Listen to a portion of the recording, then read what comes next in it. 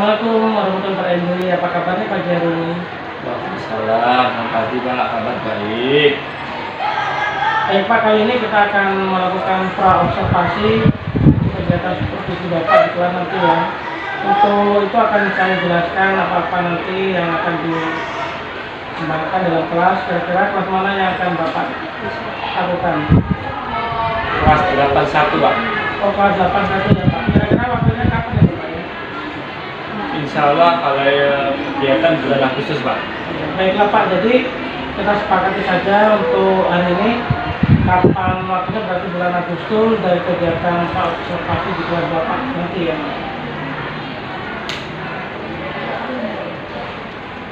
Tujuan dalam kegiatan ini di kelas nanti agar anak-anak itu dapat menjelaskan tentang pengertian teks hasil observasi dan dapat memverifikasi informasi dalam hasil observasi tersebut. Dalam observasi nanti kira-kira bagaimana yang akan saya nilai Pak? Yang nanti kita amati waktu Bapak terapkan dalam kelas itu kira-kira yang di bagian mananya? Bagian aktifan siswa Pak, karena dalam pembelajaran berkelompok itu sebagian anak-anak banyak yang tidak aktif, cuma hanya menunggu hasil kerja temannya saja.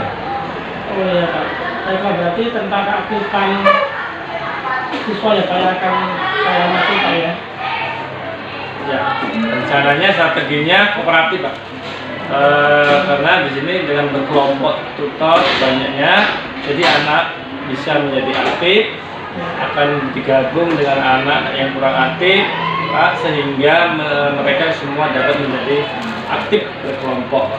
Iya. Terus strateginya tutor sebaya Pak ya, berarti ya saling bertukar diskusi itu ya. Harapan Bapak dan supervisi nanti kira-kira apa Pak setelah masuk dalam kelas saya amati, terus kira-kira harapannya apa? Harapan saya nanti setelah anak-anak menjadi aktif dan kegiatan pembelajaran ini semua menjadi bisa aktif, tapi sebagian besar juga aktif Pak. Oh, baik Pak Henry, mungkin itu dulu kegiatan observasi hari ini ya. Semoga nanti di bulan Agustus nanti kita akan supervisi dalam kelas kita bakal satu. Sukses selalu untuk Pak Henry ya. Oke, terima kasih Pak Dek.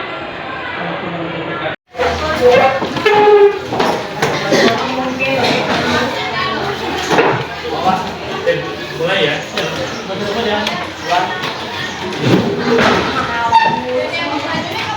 Assalamualaikum warahmatullahi wabarakatuh.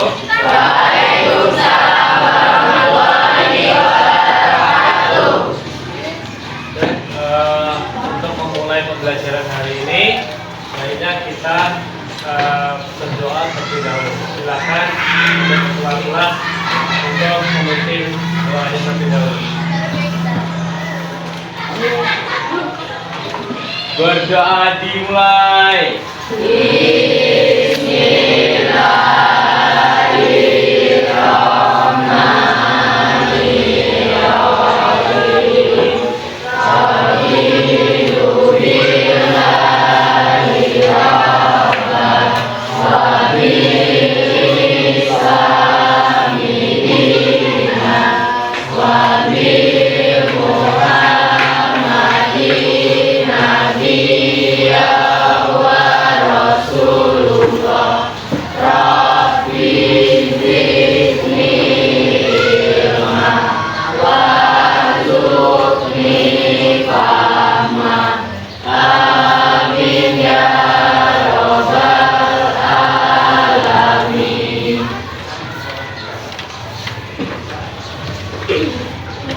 Sebelum masuk ke materi, absen terlebih dahulu ya. Ahmad Alfian Akbar, Ari Trisna Bagas Saputra, Alfar Zia Ramadhani, Tio Palidiansyah. Ya, oke, sudah semua ya. Oke, untuk mengawali kegiatan belajar saat ini silakan untuk merapikan terlebih dahulu tempat duduknya. Yang tadinya kursi yang apa namanya Tetapi ya karena orang belajar itu merapi terlebih dahulu. Ya.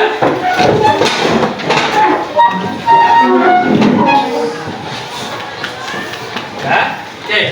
Untuk materi yang kemarin ini kegiatan menulis, kira-kira itu kalian sudah paham semua ya. Untuk materi itu nanti silakan kalian mempelajari lagi. Kalau ada yang kurang mengerti nanti ditanyakan kepada Pak ya. Untuk kegiatan sekarang ini mengingatkan bahwasannya ada pertanyaan atau tidaknya untuk materi yang kemarin ya. Ini Pak anggap sudah selesai materi kemarin ya. Sekarang ini kita akan siapkan materi yang baru tentang observasi ya. 73, 74, 75, 76 8 kelas 8, 85 kelas 9 Lalu masuk ke materi pembanding ya. Ini ada beberapa foto kegiatan yang harus kalian perhatikan ya. Ini ada pertama untuk di manakah ini? Hah? Oke. Yang kedua ada foto di. Nah sekarang kita lihat foto yang pertama. Kira-kira di dalam foto ini ada apakah? Hah? Gambar? Tentang apa orang ini? Hah? Memakai? Ada lagi? Oke, ini yang pertama. Yang kedua, ada apakah di dalam ruangan ini? Katanya ini di ruangan apa? Hah? Bis. Bis atau kereta? Kereta. Nah, terus di dalam kereta ini ada apa kan? Orang. Orang lagi ngapain? Mau hah? Lagi? Lagi duduk. Ada lagi yang memakai masker ya. Dan ada yang memakai ini apa namanya waktu masih pandemi ya. Ini ya.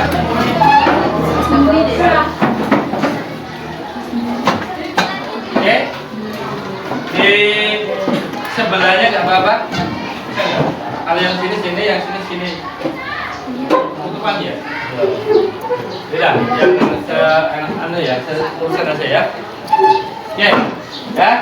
Bismillah, Pak.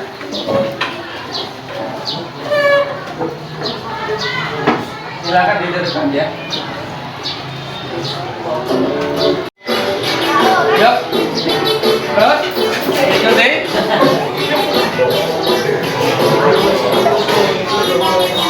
Tangan diputar, berputar. Tangan diputar, pegang badan. Tangan diputar, Ikuti gayanya ya. goyang goyang. Ya. Tangan diputar, berputar. Tangan diputar,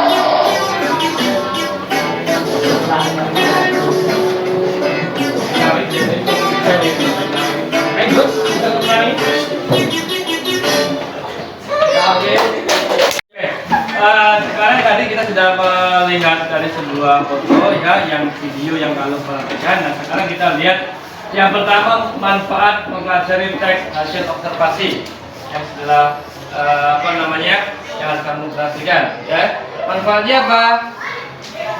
Manfaatnya adalah untuk menambah pengetahuan serta wawasan mengenai objek yang diamati.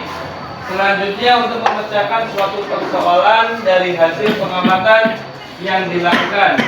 Selanjutnya untuk mendapatkan data-data yang objektif mengenai objek yang diamati sesuai dengan fakta yang ada. Nah ini manfaatnya. Jadi kita manfaat observasi ini mengumpulkan data yang sebenarnya, data yang istilahnya merupakan fakta, ya, alami, bukan sebagai data-data yang bilang hoax, bukan ya. Ya, data-data yang valid, data yang memang yang sebenarnya, ya. Nah ini manfaatnya, ya. Selanjutnya kita lihat di sini untuk mempelajarinya tujuan, ya. Tujuan pembelajaran yang pertama di sini, ya, ini melalui model pembelajaran kooperatif. Peserta didik mampu memahami pengertian dan ciri teks hasil laporan observasi yang tepat. Ini yang pertama tujuannya, ya. Jadi kamu harus bisa mampu memahami pengertian terlebih dahulu dari sebuah laporan observasi yang tepat. Yang kedua, melalui model pembelajaran kooperatif, peserta didik atau siswa mampu mengidentifikasi informasi di dalam teks laporan observasi yang dibaca dengan tepat, ya. Nah ini, jadi laporan observasi itu kamu harus bisa mengidentifikasi dengan tepat, jangan asal-asalan, ya. Namanya observasi harus tepat, ya. Oke. Selanjutnya, pengertian dari hasil observasi tersebut, ya. Pengertiannya yang hasil observasi ini apa? Di sini adalah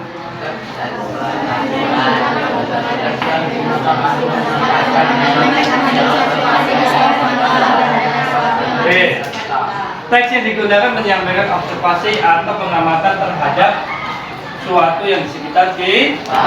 Contoh kamu meneliti tentang apa, atau mengamati tentang berita kebakaran dan sebagainya, ya, itu observasi, nah, ya. Itu observasi itu memang benar-benar nyata, bukan hanya sekedar laporan-laporan biasa, bukan, ya. Itu untuk pengertian observasi. Selanjutnya,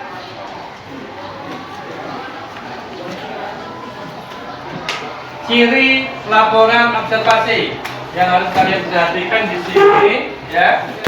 Ini yang pertama berdasarkan fakta. Nah, ini juga jelaskan tadi, ya.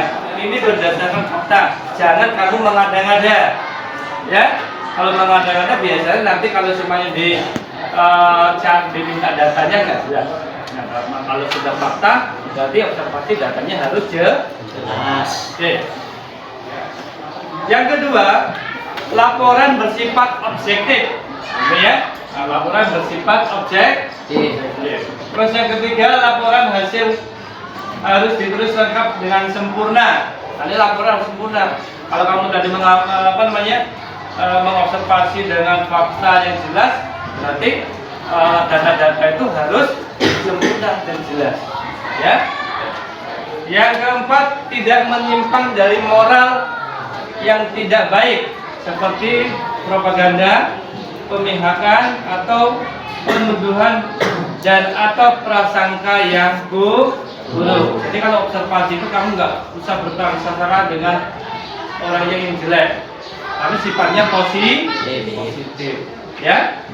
Ini untuk hasil observasi yang tidak baik itu nggak boleh, apalagi menyangkut dengan sebuah moral orang lain, ya, nggak boleh. Yang selanjutnya, laporan disajikan secara menarik. Nah nih, kalau laporannya menarik, orang akan membacanya. Ya, tapi kalau laporannya tidak menarik, ya ceritanya tidak menarik, ya orang hanya biasa-biasa saja. Ya, carilah laporan ya atau tema yang akan kamu buat yang lebih menarik lagi. Ya.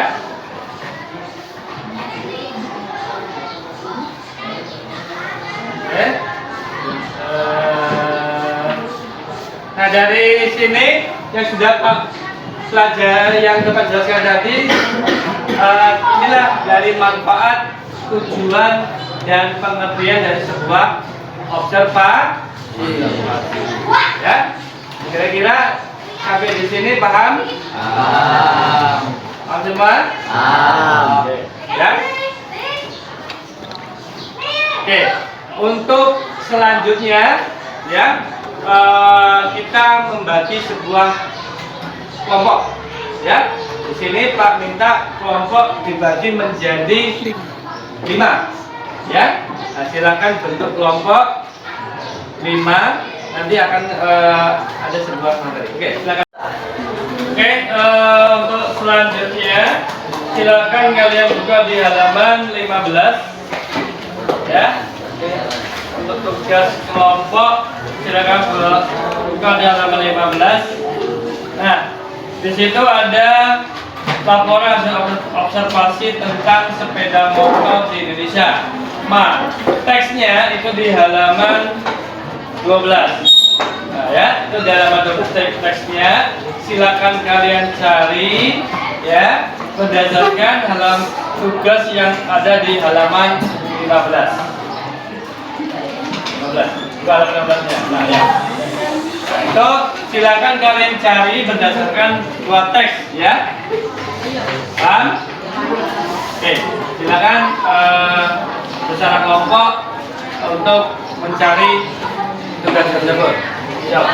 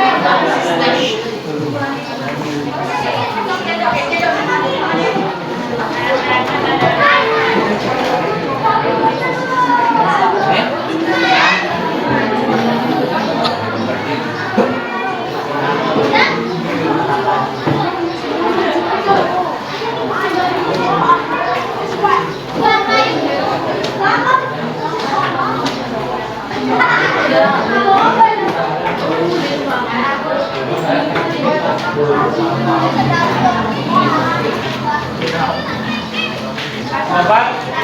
Ini.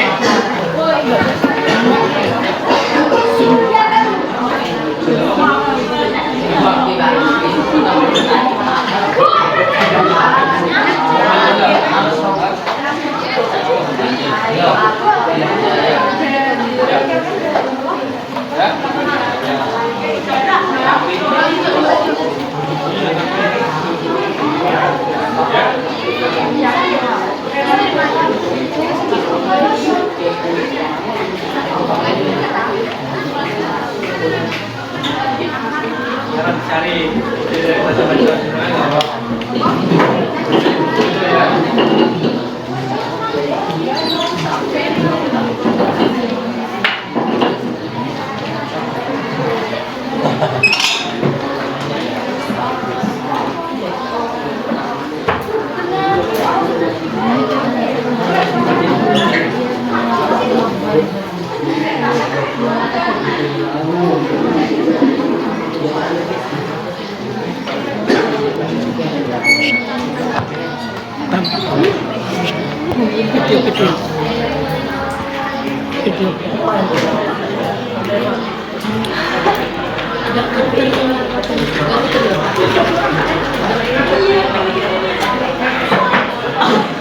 Itu nih Pak.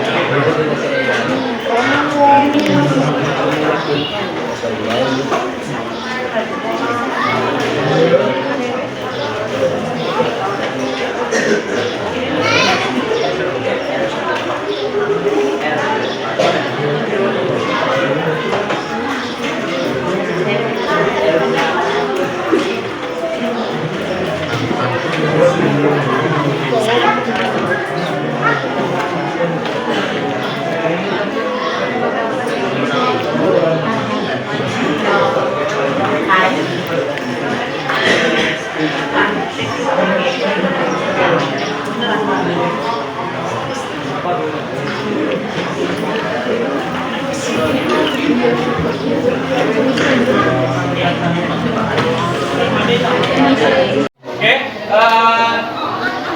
udah semuanya ya? Oke, untuk perwakilan dari kelompok 1 dulu. Kira-kira siapa yang ingin menyampaikan hasil presentasinya? Perwakilan kelompok, silakan. Yuk, ke depan. Silakan ke depan.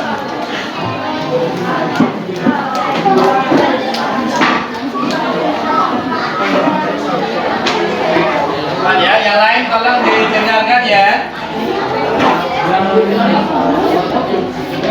Laporan hasil observasi sepeda motor di Indonesia.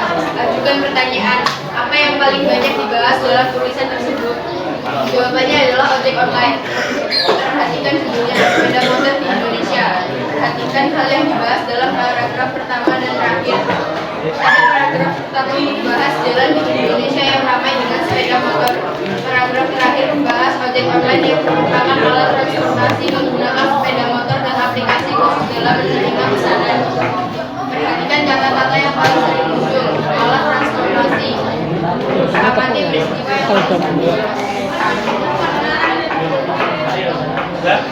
Oke, itu hasil dari kelompok 1 ya. Oke, jangan dilupa.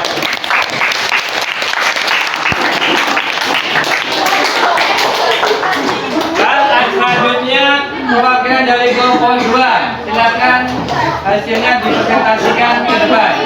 Ya.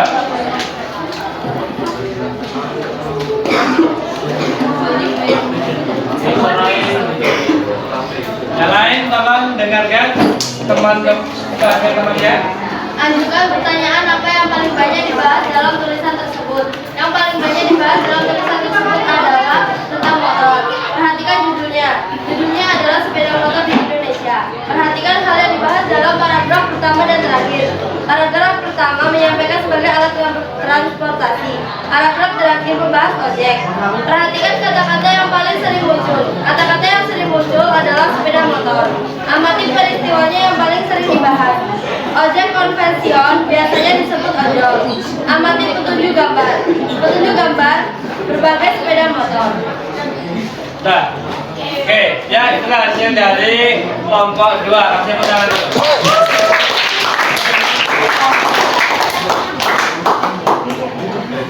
Oke, itu selanjutnya perwakilan dari kelompok 3. Silakan hasil kelompoknya untuk memaparkan. Siapa?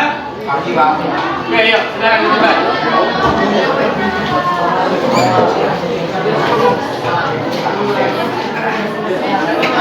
Dan yang lain tolong didengarkan. Ajukan pertanyaan apa yang paling banyak dibahas dalam tulisan tersebut. Aktivitas sepeda motor yang ada di Indonesia. Perhatikan judulnya, sepeda motor di Indonesia. Perhatian hal yang dibahas dalam paragraf pertama dan terakhir. Paragraf pertama, banyaknya pengemudi yang ada di Indonesia. Paragraf terakhir, ojol sebagai alat transportasi publik yang banyak diminati di Indonesia. Amati kata-kata yang paling sering muncul. Sepeda motor dan transportasi. Amati peristiwa yang sering dibahas.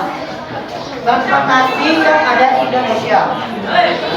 Amati petunjuk gambar. Gambar menunjukkan orang yang naik motor dan mobil dengan berbagai macam bentuk motor maupun mobil. Sudah. Oke, ya. Kasih tepuk tangan ke orang-orang hasil kelompok. Oke. Selanjutnya silakan bagian dari kelompok 4. Yuk, hasil diskusinya silakan dipaparkan. Yuk. Kelompok 4 silakan.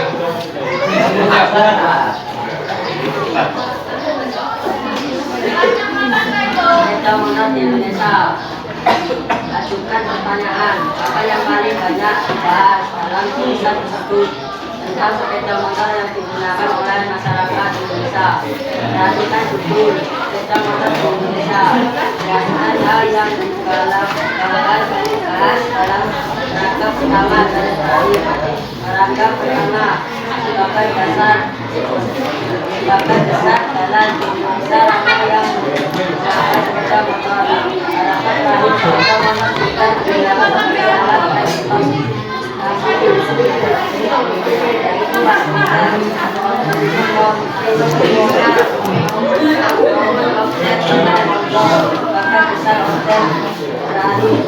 tidak hanya melayani jasa komunikasi agar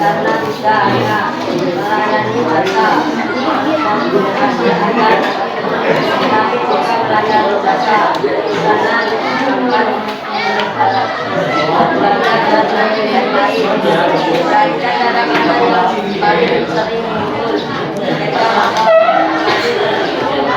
yang paling sering dibahas. Untuk Indonesia banyak menggunakan sepeda motor. Oke, ya, itulah hasil dari kelompok 4. Silakan dilakukan.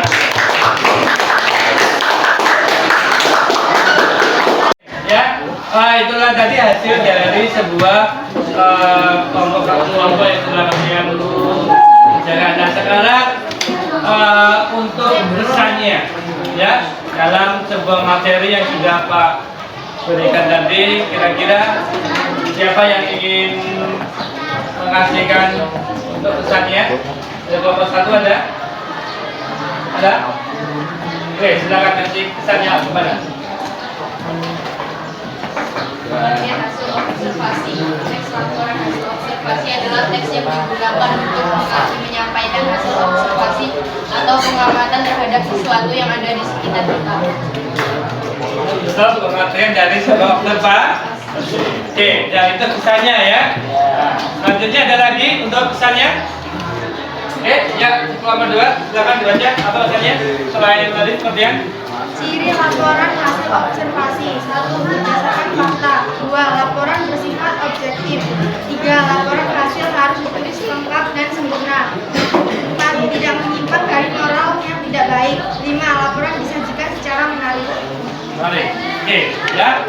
Nah, itulah cukup ya untuk pesannya. Jadi untuk pelajaran observasi ini, laporan observasi ini, itulah ya yang sudah kita pelajari hari ini. Nah, tadi sudah dibacakan, telah disampaikan oleh perwakilan dari masing-masing kelompok, ya.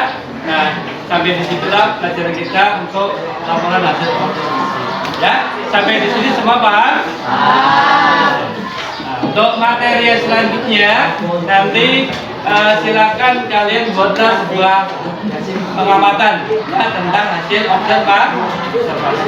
Ya, nah, hasil observasi apa saja boleh, nggak apa-apa. Ya, nah itu saja ya untuk pengertian hari ini dan tugasnya di tahun depan. Pak Akhiri, Assalamualaikum warahmatullahi wabarakatuh. Waalaikumsalam warahmatullahi wabarakatuh.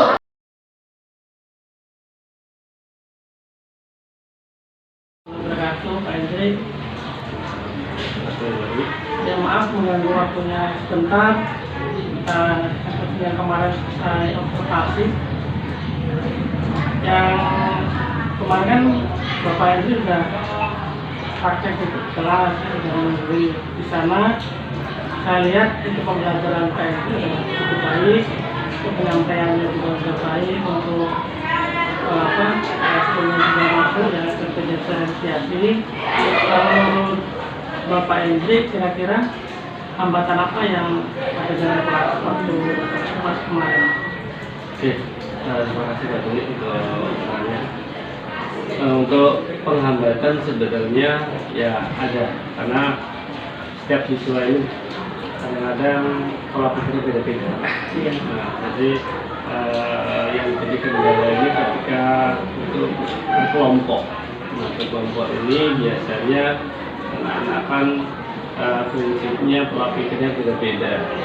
Tapi dengan berkelompok ini pikiran mereka jadi banyak wawasan, pikiran satu, pikiran dua. Nah, ini jadinya mereka saling menukar pikiran. Nah, itulah keunikan dari sebuah kelompok ini. Bisa. Dari sana memang untuk kita kelompok itu memang agak susah karena kita harus mengondisikan banyak siswa ya, karena karena yang individu ya. Sana untuk yang permasalahan itu kira-kira ada lagi nggak permasalahan waktu Bapak mengajak siswa untuk berdiskusi kelompok di sana? Ya. Kalau permasalahan berdiskusinya itu tadi Pak, tentang pola pikir, karena pola pikir anak-anak kan berbeda. Nah, tapi dengan kami menerapkan berkelompok, membuat kelas itu semakin hidup. Nah, tidak istilahnya monoton atau tidak ngantuk kelas gitu. Nah, dengan berkelompok siswa itu bisa bersemangat kembali.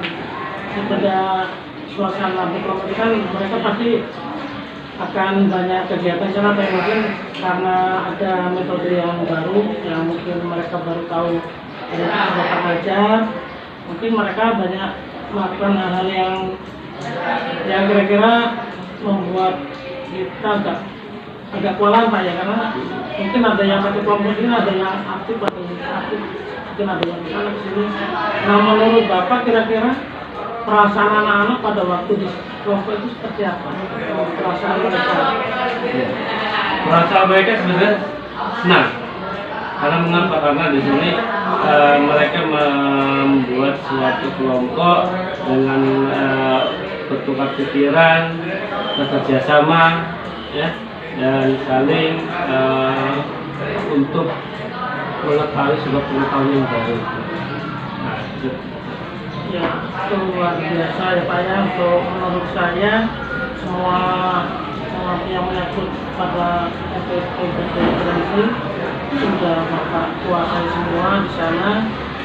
Nah, sekarang untuk kegiatan sudah, nah ini kegiatannya namanya coaching Pak. Jadi saya sebagai coachingnya, dan terima kasih ya Pak ya sudah mengganggu waktu Bapak untuk mengajar ini. Selain dengan sistem baru ini dapat pengalaman yang baru. Nah, sebagai pengajar pagi, juga sebagai coach ya. Ada Pak ya. Ya, bersama Pak ya. Oke. Bersama.